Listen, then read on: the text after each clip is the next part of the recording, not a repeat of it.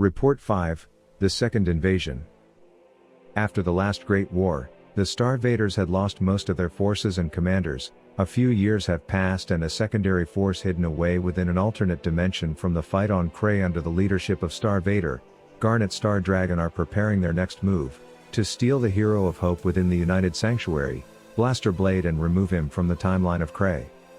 His companion, a Star-Vader named Photon, had been given and recited these orders and prepared to take a small force into the time stream to enact their action.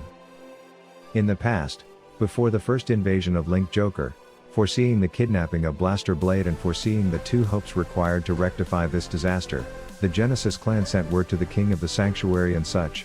The Seekers were formed under the lead of Blaster Blade himself. A great sage of time named Xenon summoned the ancient guardian dragon from the past, Phantom Blaster Dragon, before he fell to darkness, named Thing Saber Dragon.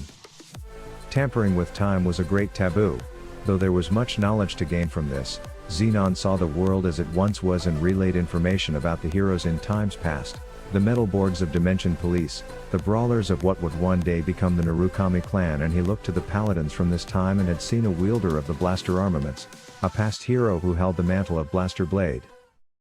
The Seekers dispatched to find these two hopes spoken by Genesis. They first headed to a place they were shown by Xenon when he allowed them to glimpse the future. Here they came under siege by the forces of Star-Vader, and were swiftly defeated due to being locked away and overpowered. Blaster Blade held his own against Photon, the excitement of battle having an affect of Photon's emotions, in the fact it was enjoying this.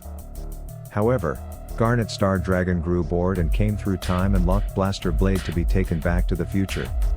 Photon felt frustration and anger at this, having been denied the chance to best Blaster Blade and having his newfound pride wounded. He threw Garnet Star Dragon into the time vortex itself and watched as it was torn to pieces, never making it back. The memories of the Seekers had altered to fit the new narrative of the world. They believed that they had been attacked by bandits and lost most of their men. They and no one else on Krayt had any recollection of Blaster Blade.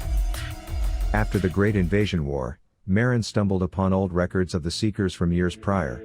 Questioning Percival, who was one of the captains, about the formation of this troop, was met with no answers, as no one could recall why they were formed or who was a part of them. Percival hid his sadness as he was a member but also had no recollection as to why. Elsewhere within the Sanctuary, the leaders of the troop who within this timeline became the Liberators, Bluish Flame Liberator, Percival, and Oath Liberator, Aglavale, were conversing with Xenon, questioning why they could recall Blaster Blade though no one else seemingly can. Xenon explained that there are those who do remember the old hero of light, but these were only within their dreams. He had found 10 others who have reported the same anomaly. Xenon was aware of the secondary forces of Star-Vader and warned the world of their arrival soon, reiterating the two hopes that were needed to overcome this fight, stating a wish that the dazzling white light, the searing red flame, and the sacred blue flame can exorcise the void and weave the planet's history. Percival was called to meet with Thing Saber Dragon, who by his own admission should not be here in his current state, as he was aware his fate was to have fallen and been slain by now. Thing Saber entrusted his power to Percival, allowing him to take a draconic form and become Bluish Flame Liberator, Prominence Core. Then the second invasion began. Rifts opened from the alternative dimension and the forces of the detached Star-Vader came through, led by Star-Vader Imaginary Plane Dragon and his right-hand flashgun Star-Vader, Osmium. They remained on the control ship at first. Imaginary Plane had sent 2 cyber golems to the eastern parts of the world. The first, created by an unknown Link Joker scientist, was Star-Vader, Venom Dancer, with its supporting unit Star-Vader Sword Viper, whose purpose was to pollute the atmosphere and waters of the world, weakening the inhabitants as they were marched upon. The second was created by Imaginary Plane himself and was hailed as the Second Glendios, Star-Vader Dark Zodiac and his supporting mecha Star-Vader, Astro Reaper. Their purpose was to enact the Omega Lock and capture their enemies for eternity. The invasion was fought off by the inhabitants of Krayt. Most who fought in the previous invasion were familiar with the Star-Vaders and how their locks worked.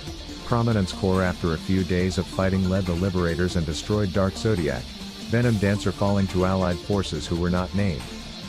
This prompted Imaginary Plane himself to descend to the battlefield with Osmium, accompanied by Star-Vader's Photon and a mysterious White Knight. The Kagero sent in their Perdition Dragons, the Dragon Empire's special task force, to decimate the invaders as they came from the skies, their rally cry being to stain the black sky with blood-red flames. Perdition Dragon, Vortex Dragonoot led the advancement with no fear and blazing hundreds of Star-Vaders in his path. He called out to his troop that their great commander had descended from the Empire, apocalyptic flames filling the skies as Dragonic Overlord the Great had arrived. Having never fought Blaster Blade and Phantom Blaster Overlord, Dragonic Overlord never needed to tap into his life force or the reverse to empower himself. Instead he forced his own evolution over and over again, becoming what he is now, closer to his initial form but with two giant arms to fight with, still using his twin blades with his previous arms as before. Dragonic Overlord had visited the sanctuary previously to joining the battle. He wanted to confirm the dreams he had been having were about a white knight he feels a connection to. Having this confirmed he then joined the fray.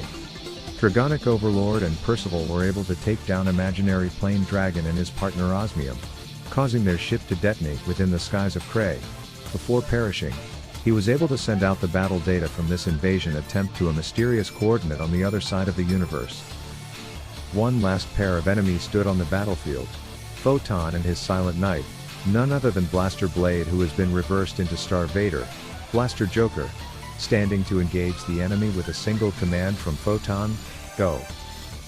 Dragonic Overlord and Blaster Joker engaged in combat, trading thousands of blows almost as if they had done this many times before. A single mistake means death. They focused only on each other, scarring the land around them with the energy and sheer impact of their strikes.